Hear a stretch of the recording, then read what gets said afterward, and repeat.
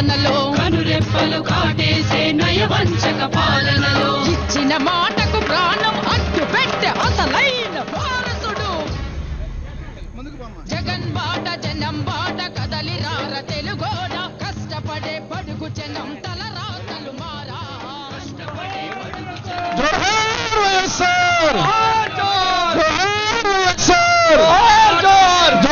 వైఎస్ఆర్ జై జగన్ జై జగన్ జై జగన్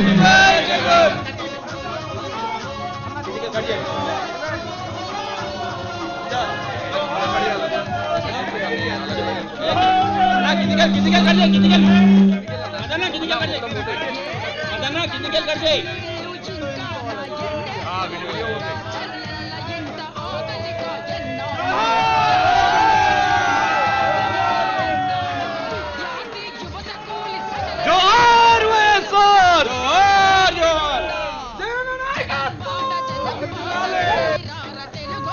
కష్టపడే బడుగు జనం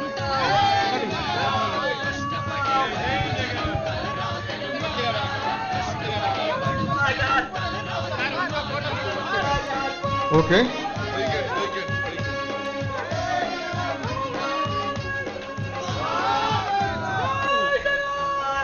అందరికీ నమస్కారం. పెద్దలందరికీ నమస్కారం. వైఎస్ఆర్ కాంగ్రెస్ పార్టీ స్థాపించి 5 సంవత్సరాలు పూర్తి చేసుకుని 6వ సంవత్సరంలో అడుగుపెడుతున్నాం. తప్పకుండా రాబోయే రోజులు మంచి రోజులు రాబోతున్నాయి వైఎస్ఆర్ కాంగ్రెస్ పార్టీకి. కొన్ని పనులు దైవికంగానే జరుగుతుంటాయి. మన ప్రమేయం ఏమీ లేకుండా కూడా జరుగుతుంటాయి. ఇప్పుడు జరగబోయే విషయాలు కూడా జరుగుతున్న విషయాలు కూడా అలాగే అనిపిస్తున్నాయి మనకి. రాజకీయాల్లో సాధారణంగా పెద్దలు చెప్తుంటారు, హత్యలుండవు ఆత్మహత్యలే అని. ఇప్పుడు ఈనాడు ఉన్నటువంటి ఆంధ్రప్రదేశ్లో ఉన్నటువంటి పరిస్థితులు, ప్రభుత్వం చేస్తున్న పనులన్నీ కూడా ప్రజల్లో ఒక హేయమైన భావాన్ని కలుగజేస్తున్నాయి. ఒక మహత్తరమైన కార్యక్రమాలు చేస్తున్నాము, చేయబోతున్నాము అని చెప్తూ దానిలో కూడా సొంత లాభం చూసుకునే పరిస్థితి వచ్చిందంటే ఈ రాష్ట్ర ప్రజలే కాదు, దేశంలో ఉన్న ప్రజలందరూ కూడా గమనిస్తున్నారని నేను మనవి చేస్తున్నాను. కాకపోతే మనం కూడా చాలా అప్రమత్తంగా జాగ్రత్తగా నడవలసిన విషయం ఉంది. మనం ఎప్పుడు కూడా పొరపాటు మాట్లాడడం కానీ పొరపాటుగా నడుచుకోవడం కానీ జరగకూడదని కూడా నా అభిప్రాయం. వాళ్ళు చేసే తప్పుల్ని మనము సున్నితమైన భాషలోనే ప్రజలకు తెలియచెప్పాలి. పొరపాటును కూడా ఆయన మైనస్ని మనం కొంత భాగం పంచుకోకూడదు అనేది నా ఉద్దేశం. ఆయన చేస్తున్నటువంటి కార్యక్రమాలు పైకి చాలా గొప్పగా చెప్తారు, కొన్ని విషయాలు చాలా విచిత్రంగా ఉంటాయి. అసలు క్యారెక్టర్ అనేది నన్ను చూసే నేర్చుకోవాలి ప్రపంచమంతా అన్నట్లుగా ఉంటాయి. కొన్నిసార్లు చాలా చాలా నీతి వాక్యాలు చెప్తుంటారు, కానీ ఆచరణలో అవి పూర్తిగా వ్యతిరేకంగా ఉంటాయని కూడా నేను మనవి చేస్తున్నాను. పెద్దలందరికీ తెలిసినటువంటి విషయాలు ఇవి. కాకపోతే పొరపాటును కూడా మనము ఆయన మైనస్లో కొంత తీసుకోకూడదని కూడా నేను మనవి చేస్తున్నాను. ఆయన చేసే కార్యక్రమాల్ని మనం ప్రజలకు సక్రమంగా వివరిస్తే చాలు. ఈరోజు ప్రజలందరూ కూడా రాజకీయ పరిజ్ఞానం ఉన్నటువంటి పరిస్థితులు ఉన్నాయి. రాజకీయంగా ఎవరికి వాళ్ళు విశ్లేషించుకునే పరిస్థితులు వచ్చాయి కాబట్టి, కాకపోతే మనం ప్రజలకి అప్పుడప్పుడు తెలియపరచాల్సిన అవసరం ఉంటుంది. అందువల్ల తప్పనిసరిగా ఆంధ్రప్రదేశ్లో ఈరోజు రాష్ట్ర ప్రజలందరూ కూడా తన మన అనే భేదం లేకుండా చేస్తున్నటువంటి దుర్మార్గ కార్యక్రమాలన్నింటినీ కూడా గమనిస్తున్నారు. అందుకని తప్పనిసరిగా వైఎస్ఆర్ కాంగ్రెస్ పార్టీకి భవిష్యత్తు తప్పనిసరిగా ఉంటుంది, గొప్ప భవిష్యత్తు ఉంటుంది. సాధారణంగా 2019 ఎన్నికలంటే 2018 జరిగి 18 ఆ ప్రాంతంలో ప్రజల్లో ఒక ఉత్సాహం వస్తుంది. కానీ ఇప్పుడు మనం 16లోనే ప్రభుత్వం చేస్తున్న కార్యక్రమాలన్నింటిని చూసి ప్రజలు ఏవగించుకుంటున్నారు, అసహించుకుంటున్నారు. కాకపోతే మనం సరిగా నడవాలి, మనం పద్ధతిగా నడవాలనేదే నా అభిప్రాయం. అది ప్రతి ఒక్కరికి వర్తిస్తుందనేది కూడా నా అభిప్రాయం. దయచేసి అందరం కూడా, పెద్దలందరూ చాలామంది ఉన్నారు మన పార్టీలో, అందరం కలిసి దీన్ని ముందుకు సాగాలి. తప్పనిసరిగా 2019లో ఈ రాష్ట్ర ప్రజలు మనల్ని ఆదరిస్తారు, తప్పనిసరిగా ఆదరిస్తారు. తప్పనిసరిగా నాయకత్వం అప్పచెప్పేదానికి గొప్ప అవకాశాలు ఉన్నాయి. మనం ఎవరం కూడా చిన్న పొరపాటు చేసి కూడా ఆ అవకాశాన్ని చేదార్చుకోకూడదు అనేది కూడా నా అభిప్రాయం. అందువల్ల అందరం కలిసి ముందుకు సాగాలి అనేది నా ఉద్దేశంతో ఈనాడు వైఎస్ఆర్ కాంగ్రెస్ పార్టీ 6వ సంవత్సరంలో అడుగుపెడుతున్న సందర్భంగా మనం అందరం కూడా ఈ పార్టీకి అంకితమై, ఈ పార్టీ నుంచి కొందరు అట్లా ఏదో వాళ్ళ సొంత కారణాల వల్ల అవతల పార్టీకి వెళ్ళినా వాళ్ళు విచారించే పరిస్థితులు వెంబడే వచ్చాయి. జరుగుతున్న పరిణామాలను బట్టి వెంబడే వచ్చినాయి. అందువల్ల ఎందుకు వెళ్ళామా అని ఆలోచించవలసిన అవసరం ఉంటుంది. అందువల్ల ఈ పార్టీకి వచ్చినటువంటి ఇబ్బంది ఏమి లేదు. తెలంగాణలో ఉన్న పరిస్థితులు వేరు, ఆంధ్రప్రదేశ్లో ఉన్న పరిస్థితులు వేరు. తెలంగాణలో అసలు మిగతా పార్టీలు లేకుండానే పోయిన పరిస్థితులు మనం గమనిస్తున్నాం. కానీ ఆంధ్రప్రదేశ్లో అటువంటిది ఎప్పటికీ కూడా జరగదు. నువ్వు 2, 3, 4, 10 మంది ఎమ్మెల్యేలు తీసుకున్నంత మాత్రాన వైఎస్ఆర్ కాంగ్రెస్ పార్టీకి వచ్చినటువంటి నష్టం ఏమీ లేదు. ప్రజలు గమనిస్తున్నారు, మీరు చేసిన పనుల్ని ఏవగించుకుంటున్నారు. అవసరమే ఉందండి. మీకు 104 శాసనసభ్యులు ఉన్నారు, 175 మందిలో 4 బీజేపీ వాళ్ళు కూడా ఉన్నారు. అటువంటి పరిస్థితుల్లో వైఎస్ఆర్ కాంగ్రెస్ పార్టీ నుంచి తీసుకోవాల్సిన అవసరం ఏమాత్రం లేకపోయినా కూడా రాజకీయాలను భ్రష్టు పట్టించే పరిస్థితులు ఇవన్నీ కూడా ఎవరు చేసినా తప్పేనని కూడా నేను మనవి చేస్తున్నాను. భవిష్యత్తులో కూడా ఒకవేళ మనం అధికారానికి వచ్చినా అటువంటి పనులు చేయకూడదనేది నా ఉద్దేశం. ఎందువల్లంటే ప్రజలు గమనిస్తూ ఉంటారు ఎప్పుడు కూడా. ఎవరూ లేకపోయినా మనం ఎన్నో పర్యాయాలు చూసాం కూడా. ఆ రోజు ఎన్టీ రామారావు గారు పార్టీ పెట్టినప్పుడు కూడా ఎగతాళి చేశారు. కానీ ఆయన పార్టీ పెట్టి ఆ రోజు ఉన్నటువంటి కాంగ్రెస్ పరిస్థితి వల్ల రాష్ట్ర ప్రజలు ఏవగించుకొని ఆయనకి ఎక్కడ లేని మెజార్టీ ఇచ్చారు. కర్ణాటకలో కూడా అదే జరిగింది. ఆయన రాజ్కుమార్ గారు అని సినిమా యాక్టర్ వస్తారని రాకపోయినా కూడా రామకృష్ణ హెగ్డే, దేవగౌడ గారు ఒక పాత బస్సు వేసుకుని అటు ఇటు తిరిగారు, రాష్ట్రం మొత్తం గెలిపించారు వాళ్ళు. అందువల్ల ప్రజలు గమనిస్తూనే ఉంటారు. కేరళలో మనం చూస్తున్నాం 69-71 అలాగే ఉంది. రేపు ఎన్నికలకు పోతున్నారు వాళ్ళు. రెండు సీట్లు ఖాళీ, 2 సీట్లు మాత్రమే తేడా. అయినప్పటికీ కూడా ఆ విధంగా ఉండాలి రాజకీయాలు. ఏ పార్టీ అధికారంలో ఉంటే ఆ పార్టీలోకి వెళ్దాంలే అని ఏముంటుందండి మనకి విలువ? ప్రజల్లోకి మనం వెళితే మనల్ని చూసి ఏవగించుకునే పరిస్థితులు వస్తాయి. ఏమాత్రం గౌరవం ఉంటుంది మనకి? అందువల్ల ఎవరైనా రాజకీయాల్లో నైతిక విలువలు పాటించాలి. తప్పనిసరిగా అప్పుడే మనల్ని ప్రజలు గౌరవిస్తారనేది నా అభిప్రాయం. తప్పనిసరిగా మనము ఆ విధంగా నడుచుకోవాలి. వైఎస్ఆర్ కాంగ్రెస్ పార్టీలో ఉన్న వాళ్ళందరూ ఇప్పుడు ఒక 7-8 మంది పోయినంత మాత్రాన్ని ఈ పార్టీకి వచ్చిన నష్టం ఏమాత్రం లేదని కూడా నేను మనవి చేస్తున్నాను. అది చంద్రబాబు గారు చేసినందువల్ల ఆయనకు నిజంగానే పెద్ద మైనస్ అయింది. ప్రజల్లో ఏవగించుకుంటున్నారు. ఎందుకు ఈయనకు అవసరమా ఈ రాజకీయాలను ఈ విధంగా భ్రష్టు పట్టించాల్సిన అవసరం ఏంది అని డబ్బులతో రాజకీయాలు చేయడం, డబ్బులతో కొంటారా ఇది అనే పద్ధతిలో అవహేళన చేస్తున్నటువంటి పరిస్థితులు ఉన్నాయి. అదే కాకుండా ఈనాడు అక్కడ రాజధాని పరిస్థితుల్లో మనం చూసినాం. జగన్ గారు, మన నాయకులు జగన్మోహన్ రెడ్డి గారు అసెంబ్లీలో చాలా చక్కగా ప్రజలకు వివరించారు విషయాలన్నీ కూడా. దాన్ని కూడా ప్రజలు ఇంత మహోన్నతమైన కార్యక్రమం చేస్తున్నాం, గొప్ప రాజధాని కడుతున్నాం, ప్రపంచ దేశాలు మెచ్చే రాజధానిని కడుతున్నామని చెప్పి దానిలో మీరు చేసినటువంటి, ఇప్పుడు మీరు బుకాయించవచ్చు, రకరకాలుగా మీరు ఏదేదో చెప్పొచ్చు, జగన్మోహన్ రెడ్డి గారిని గురించి ఏదేదో చెప్పొచ్చు మీరు. కానీ రాష్ట్ర ప్రజలందరూ కూడా మీరు అక్కడ చేసిన పనిని ఏవగించుకుంటున్నారు, అసహించుకుంటున్నారు. చిన్న రైతుల దగ్గర, చిన్నకారు రైతుల దగ్గర కూడా 34,000 ఎకరాలు పూలు చేశామని చెప్తున్నారు. అది మీ గొప్పతనం అని కూడా చెప్పుకుంటున్నారు. కానీ మీరు అంతకుముందు చేసిన కార్యక్రమం ఏంటి? మీరు రాజధాని ఎక్కడెక్కడో పెడతామన్నారు. నూజివీడు దగ్గర అన్నారు, తర్వాత యూనివర్సిటీ, నాగార్జున యూనివర్సిటీ ఏరియాలో అన్నారు. అన్నీ చెప్పి మీరు ముందు నిర్ణయించుకొని చుట్టుపక్కలంతా భూములు కొని తర్వాత మీరు డిక్లేర్ చేసింది నిజం కాదా? ఈ రాష్ట్ర ప్రజలు అంత అమాయకులు అనుకుంటున్నారా?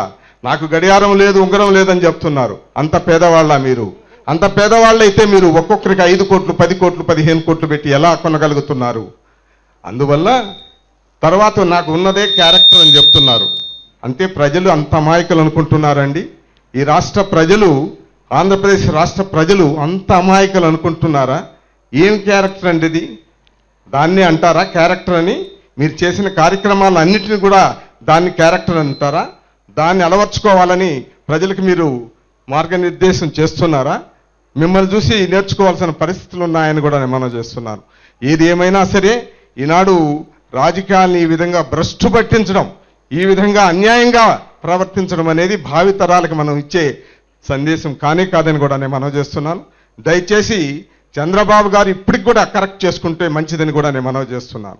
రాజకీయాలు ఈ విధంగా చేయాల్సిన అవసరం లేదు. మీకెందుకు 104 మంది ఎమ్మెల్యేస్ ఉన్నారు. మీకు వచ్చినటువంటి ప్రమాదం ఏమి లేదు. మీ ప్రభుత్వానికి వచ్చిన ప్రమాదం ఏమి లేదు. మంచి రాష్ట్రాన్ని, కొత్త రాష్ట్రం, క్యాపిటల్ కూడా లేదు, అసలు అన్ని వస్తువులు లేనటువంటి ప్రదేశంలో ఈరోజు మనం కొత్త రాజధాని కట్టుకుంటున్నాం. దాని మీద మీరు కేంద్రీకరించండి, మీ దృష్టిని అంతా కేంద్రీకరించండి. గొప్ప రాజధాని మీరు చెప్పినట్లే గొప్ప రాజధానిని కట్టండి. ప్రజలే కాదు, మనం అందరం కూడా ఈరోజు అపోజిషన్లో ఉండే వైఎస్ఆర్ కాంగ్రెస్ పార్టీ వాళ్ళని కూడా నచ్చుతాం. ఎందుకంటే భావితరాలకు మనం చేయబోయే కార్యక్రమం కాబట్టి తప్పనిసరిగా దాన్ని అందరూ కూడా హర్షిస్తామని కూడా మనవి చేస్తున్నాం. అందరం కూడా తోడ్పడతామని కూడా మనవి చేస్తున్నాం. కానీ మీరు ఈ రాజకీయాలను ఈ విధంగా భ్రష్టు పట్టించాల్సిన అవసరం లేదు. మీరు దానిలో కూడా వ్యాపారం చేయాల్సిన అవసరమే లేదు. ఎందుకండి? ఎందుకు మీకేం అంత అవసరం వచ్చిందా? దీన్ని ఎలా బాపుకోగలరు? ఈ అపవాదని మీరు, అపవాదు కాదు నిజం కదా ఇది, దీన్ని ఎలా బాపుకోగలరు? తరతరాలకి మీరు ఇప్పటికే కొన్ని కార్యక్రమాలు చేసి ఆ రోజు ఎన్టీ రామారావు గారిని దించి మీరు రాజ్యానికి రావడం కూడా ప్రజలు ఏవగించుకుంటున్న పరిస్థితి. ఈ రాష్ట్రాన్ని చీల్చడంలో మీరు ఇచ్చినటువంటి ఉత్తరంతోనే చీల్చారు. రాష్ట్రం, తెలంగాణ రాష్ట్రం ఏర్పడింది మీరు పలుసార్లు తెలంగాణ ప్రాంతంలో చెప్పుకున్న పరిస్థితులు ఉన్నాయి. మరి అక్కడేమో క్రెడిట్ తీసుకున్నారు. నిజంగా ఈ రాష్ట్రాన్ని చీల్చమని చెప్పడానికి మీరు ఉత్తరం రాయడమే ముఖ్య కారణం అని కూడా నేను మనవి చేస్తున్నాను. కాంగ్రెస్ పార్టీ సోనియా గాంధీ గారి నాయకత్వంలో ఉన్నందువల్ల ఇక్కడ ముఖ్యమంత్రి గారు ఏం చెప్పినా కూడా పట్టించుకోవాల్సిన అవసరం లేదు. కానీ ఆ రోజు ప్రధాన ప్రతిపక్షంగా ఉన్నటువంటి మీరు ఉత్తరం ఇవ్వబట్టే వాళ్ళకి ఆ ధైర్యం వచ్చింది, ఈ రాష్ట్రాన్ని చీల్చారని కూడా నేను మనవి చేస్తున్నాను. మీరు చేసినటువంటి ఘోరమైన తప్పిదాలు, ఎన్టీ రామారావు గారిని పదవి దించి మీరు, ఆయనకు నిజంగా మనోవ్యాధితోటి ఆయన చనిపోయిన పరిస్థితులు, తర్వాత ఈ రాష్ట్రాన్ని చీల్చడంలో మీరు ప్రముఖ పాత్ర పోషించి ఇది రాష్ట్రాన్ని విభజించలే అనుకొని మీరు చేసినటువంటి కార్యక్రమం. తీరా చిదంబరం గారు ఏం చెప్పారో మనకు తెలియదు. కానీ అర్ధరాత్రి దగ్గర ఎవరి దగ్గర కలిశారట, కామన్ స్నేహితుల దగ్గర కలిసి ఆయన చెప్పారంట, ఈ రాష్ట్రాన్ని ఎప్పుడు ఏ పరిస్థితులు చీల్చము, తప్పనిసరిగా మీరు ఉత్తరం ఇవ్వండి, మీరు తెలంగాణలో ఛాంపియన్ అవుతారు అని చెప్పిన మీదట మీరు ఇచ్చినారు కదా. మీరు ఇచ్చినందువల్లే కాంగ్రెస్ ప్రభుత్వానికి ఆ రోజు అంత ధైర్యం వచ్చి ఈ రాష్ట్రాన్ని చీల్చడం కూడా జరిగింది. సరే, రాష్ట్రాలు విభజించారు, 2 రాష్ట్రాలు బాగుపడాలని ఈ రోజు కోరుకుంటున్నాం మనం అందరం కూడా. కానీ మీరు రాష్ట్ర విభజనకి మీరు ముఖ్య కారకులై ఎవరెవరినో ఈరోజు మీరు బ్లేమ్ చేస్తున్నారు. అందువల్ల మీరు చేసేది ఒకటి, చెప్పేది ఒకటిగా ఉంది. ఈ రాష్ట్ర ప్రజలు బహుశా మోసపోయామేమో అని తలంచే పరిస్థితులు వచ్చాయి. మీరు చేసిన వాగ్దానాలన్నీ కూడా నెరవేర్చుకోలేని పరిస్థితులు. కాకపోతే మీరు దాని గురించి రకరకాలుగా చెప్పడం జరుగుతుంది. రుణమాఫీ విషయంలో కానివ్వండి, డ్వాక్రా మహిళల రుణాలు రద్దు చేయడంలో కానివ్వండి, మీరు ఏదేదో చెప్తున్నా కూడా రాష్ట్ర ప్రజలందరికీ తెలుసు మీరు చేసిన కార్యక్రమాలు ఏమిటనేది. అందువల్ల తప్పనిసరిగా రాబోయే రోజుల్లో వైఎస్ఆర్ కాంగ్రెస్ పార్టీకి ఉజ్వల భవిష్యత్తు ఉంటుంది. రాబోయే రోజుల్లో తప్పనిసరిగా రాజశేఖర రెడ్డి గారు మన ముఖ్యమంత్రిగా చూశాం. 5 సంవత్సరాల ఆయన పరిపాలన నిజంగా అది స్వర్ణయుగం అనే ఇప్పటికీ కాదు, రాబోయే రోజుల్లో తరతరాలుగా చెప్పుకునే పరిస్థితి వస్తుంది. అందువల్ల తప్పనిసరిగా మన పార్టీ, మనం ఉన్నది ఉన్నట్లు మనం ఏం చేయబడలేదు, చంద్రబాబు గారే చేసుకుంటారు. ఆ నుంచి బాపుకునే పరిస్థితే లేదు. మనము సాదాసీదాగా నడిచినా కూడా తప్పనిసరిగా వైఎస్ఆర్ కాంగ్రెస్ పార్టీని, జగన్మోహన్ రెడ్డి గారిని తప్పనిసరిగా ప్రజలు ఆదరిస్తారనేది నా దృఢమైన విశ్వాసం కూడా నేను మనవి చేస్తున్నాను. అందుకని మనము కూడా రాజశేఖర్ రెడ్డి గారిని ఏం చేశారో అది తూచా తప్పకుండా పరిపాలనలో పాటిస్తే చాలు. ఆయన ఆశయాల్ని మనము మార్గనిర్దేశంగా చూసుకొని మనం తూచా తప్పకుండా రాజశేఖర్ రెడ్డి గారిని అడుగుజాడలో నడిచినట్లయితే రాష్ట్ర ప్రజలందరూ కూడా జేజేలు పలికే పరిస్థితి వస్తుందని కూడా నేను మనవి చేస్తూ, ఈనాడు ఈ సందర్భంగా మీరు అందరూ ఇక్కడికి వచ్చారు, చాలా సంతోషం. పెద్దలందరూ చాలామంది ఉన్నారు ఇక్కడ. అందరికీ నమస్కరిస్తూ మీ అందరికీ ధన్యవాదాలు చెప్తూ సెలవు తీసుకుంటున్నాను. జై హింద్.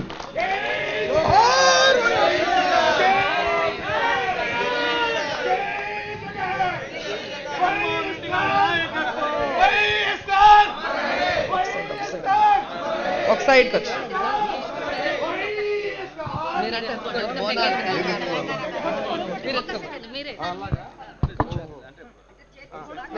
సరే అమ్మా అటు తిరిగి ఓకే అమ్మా అలాగే అది ఆయిల్ ఉంది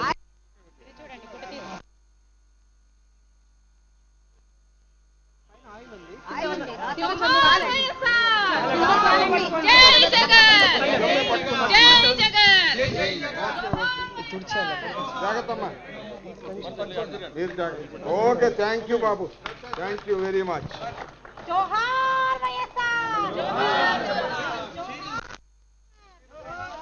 ఓకే నన్ను వదిలేయమంటావా ఓకే ఓకే బాబు వైఎస్ రాజశేఖర రెడ్డి గారి ఆశయాల పునాది మీద నిర్మించిన వైఎస్ఆర్ కాంగ్రెస్ పార్టీ ప్రస్థానం 5 సంవత్సరాలు పూర్తి చేసుకుని 6వ సంవత్సరంలో అడుగుపెట్టడం చాలా సంతోషంగా ఉంది. వైఎస్ఆర్ కాంగ్రెస్ పార్టీ అంటేనే ప్రజల్లో నుంచి పుట్టిన పార్టీ, ప్రజల కోసం పుట్టిన పార్టీ, యువతని చైతన్యపరిచిన పార్టీ, మహిళల్ని పట్టాభిషక్తులు చేస్తున్న పార్టీ, రైతన్నలకు భరోసా ఇచ్చిన పార్టీ, వైఎస్ఆర్ రాజశేఖర రెడ్డి గారి పథకాలు లబ్ధి పొందిన లబ్ధిదారుల్ని కార్యకర్తలుగా మార్చుకున్న పార్టీ, రాజన్న పరిపాలన మీకు అందించడానికి ముందుకొచ్చిన పార్టీ వైఎస్ఆర్ కాంగ్రెస్ పార్టీ. ఈరోజు ఇలాంటి పార్టీలో ఒక కార్యకర్తగా, ఒక ఎమ్మెల్యేగా ఉండటం మేమంతా కూడా గర్వంగా భావిస్తున్నాం. ఈరోజు మీరు చూస్తే మాట తప్పకుండా, మడమ తిప్పకుండా, విలువలతో కూడిన రాజకీయాలకి వేదికగా వైఎస్ఆర్ కాంగ్రెస్ పార్టీని మార్చిన అభ్యుదయవాది మా జగన్మోహన్ రెడ్డి గారు. ఈరోజు దేశ రాజకీయాల్లోనే అరుదైన రాజకీయ చరిత్ర ఉన్న party YSR Congress party. Party పెట్టిన వెంటనే ఉప ఎన్నికలకు పోయి చరిత్రలో ఎన్నడూ కని విని ఎరుగనటువంటి మెజారిటీని సాధించి తెలుగోడి సత్తాని ఢిల్లీ పీఠం వణికేలా చేసిన పార్టీ వైఎస్ఆర్ కాంగ్రెస్ పార్టీ. ఈరోజు అధికారమే జయంగా కాకుండా ప్రజల పక్షాన నిలబడి ప్రజల కోసం, రాజశేఖర రెడ్డి గారి ఆశయాల కోసం ముందుకు వెళ్తున్న పార్టీ వైఎస్ఆర్ కాంగ్రెస్ పార్టీ. ఈరోజు రాజశేఖర రెడ్డి గారికి ఆశయాలకు అనుగుణంగా ప్రజలకు ఇచ్చిన మాట కోసం ప్రాణాన్ని పణంగా పెట్టి సమకాలీన రాజకీయ వ్యవస్థలో దమ్మున్న నాయకుడిగా నిలిచిన జగన్మోహన్ రెడ్డి గారి అడుగుజాడల్లో నడవటం మేమంతా కూడా గర్వంగా భావిస్తున్నాం. ఎందుకంటే మా నాయకుడు ఓటుకు కోట్లు ఇచ్చి ప్రజాస్వామ్యాన్ని కూనీ చేసిన నాయకుడు లాంటి వాడు కాదు. తన యొక్క రాజకీయ ప్రయోజనాల కోసం ఈ రాష్ట్రం ప్రవేశిస్తున్న మోడీ కాళ్ళ దగ్గర పెట్టిన స్వార్థపరుడు కాదు మా నాయకుడు. పార్టీ పెట్టిన ఎన్టీఆర్ని అధికార పీఠం కోసం వెన్నుపోటు పొడిచిన వెన్నుపోటుదారుడు కాదు మా నాయకుడు. మా నాయకుడు ఎన్ని కష్టాలు వచ్చినా ఎదురొడ్డి వైఎస్ఆర్ పౌరుషానికి ప్రతీకగా వైఎస్ఆర్ గారు ఏ విధంగా అయితే పాలనకి మానవత్వాన్ని అద్దె పరిపాలించారో అలాంటి పరిపాలన మళ్ళీ ప్రజలకి అందచేయాలని ముందుకు అడుగులు వేస్తున్న నాయకుడు. 40 సంవత్సరాల నక్క జిత్తుల సీనియర్కి అసెంబ్లీలో సింహంలో చీల్చి చెండాడిన ప్రతిపక్ష నాయకుడు మా జగన్మోహన్ రెడ్డి గారు. రాజకీయ కుట్రలతో జగన్ గారిని జైలుకు పంపించిన తలెత్తి న్యాయ దేవతతో పోరాడుతున్న దీశాలి మా జగన్మోహన్ రెడ్డి గారు. తోడేళ్ల లాంటి టీడీపీ వాళ్ళు ఎన్ని రకాలుగా విమర్శలు చేసినా, ఎంత బురద చల్లినా కూడా తొడగొట్టి వాళ్ళతో మరి ఏ విధంగా పోరాడుతున్న తలమానిక నాయకుడు మా జగన్మోహన్ రెడ్డి గారు. ఖచ్చితంగా 3 సంవత్సరాల తర్వాత 30 సంవత్సరాలకు పైగా ప్రతి ఒక్కరి గుండెల్లో వైఎస్ రాజశేఖర రెడ్డి గారు నిలిచిపోయేలాగా పరిపాలన చేయగలిగిన ఉదయించే సూర్యుడు మా జగన్మోహన్ రెడ్డి గారు అని చెప్పడానికి గర్వపడుతున్నాం మేము. నిజాయితీయే మా జగన్ నైజం. వైఎస్ఆర్ నేర్పిన పోరాటమే మా ఇజం. పేదవాడిని పెద్దోడిని చేసే పాలనే మా విజన్.